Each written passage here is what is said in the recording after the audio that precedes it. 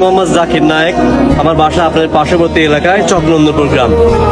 আমি 2025 সালে second class referee দিয়ে আসছি। আমি থার্ড ক্লাস রেফারি ছিলাম, এবার পদোন্নতি দিয়ে সেকেন্ড ক্লাস দিয়ে আসছি।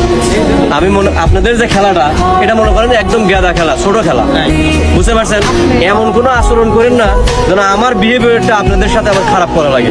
অর্থাৎ আমার খারাপ আচরণটা কোনটা? আমি আপনাদের সাথে খারাপ আচরণটা হচ্ছে কার্ড শো করা। আপনারা ভালো খেলবেন, আমি ভালো বাঁশি বাজাবো।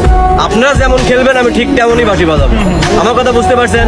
এখন আপনারা যদি মাঠে আমার সাথে তর্ক করেন, হ্যাঁ এটা ফাউল হয় নাই, আপনি কেন বাকি ধরলেন? আমি ফাউল দেখছি বিদায় ধরা হয়েছে। ফাউল আমি যতক্ষণ বাকি না দেই, খেলার মধ্যে অ্যাডভান্টেজ নামের একটা শব্দ আছে, মাথায় রাখেন।